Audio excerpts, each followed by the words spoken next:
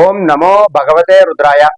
సృష్టిలో ఉన్నటువంటి గ్రహాల యొక్క మార్పు ద్వారా రాసుల వారికి అనేకమైనటువంటి ప్రయోజనాలు కలిగే అవకాశాలు ఉంటాయి. అయితే మనకి ఈ డిసెంబర్ 20వ తారీఖు తర్వాత నవపంచమ రాజయోగం అనేటటువంటి రాజయోగం ఏర్పడుతూ ఉన్నది.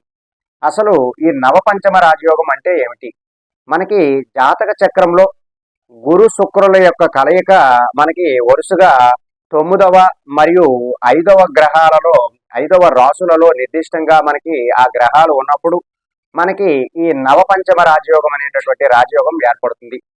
ఎప్పుడైతే ఇలా జాతక చక్రంలో గురుడు శుక్రుడు కూడా వరుసగా 9 అలాగే 5వ స్థానాల్లో ఉన్నప్పుడు మాత్రమే ఈ రాజయోగం ఏర్పడుతుంది. అలా ఈ రాజయోగం ఏర్పడిన తరువాత 4 రాసుల వారికి విశేషమైనటువంటి ఆర్థిక ప్రయోజనాలు అనేటటువంటివి కలుగుతూ ఉన్నాయి. అయితే ఆ రాసులు మేషరాశి వారు. ప్రధానంగా మేషరాశి వారికి విశేషమైనటువంటి ఆర్థిక లాభాలు కలిగి వారు చేస్తున్నటువంటి ఉద్యోగంలో అభివృద్ధి పొందడము, అలాగే వారికి ప్రమోషన్ లాంటివి రావడము జరుగుతూ ఉంటాయి ఈ నవపంచమ రాజయోగం ద్వారా.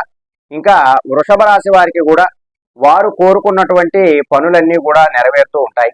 అలాగే ఆర్థికంగా మంచి ప్రయోజనాలు అనేటటువంటివి పొందుతూ ఉంటారు. ఇంకా వీరికి కూడా అఖండ ధనయోగం ఏర్పడే అవకాశం ఉంటుంది. ఇంకా వృషభ రాశి వారికి వారి యొక్క సంపాదన పెరగడం ద్వారా వారు పక్కవారికి సహాయం చేయాలనేటటువంటి ఆలోచన కూడా వారికి ఈ సమయంలో కలుగుతూ ఉంటుంది. ఇక తులారాశి వారు, వీరికి కూడా ఆర్థికంగా చాలా చక్కనైనటువంటి ప్రయోజనాలు సమకూరుతాయి.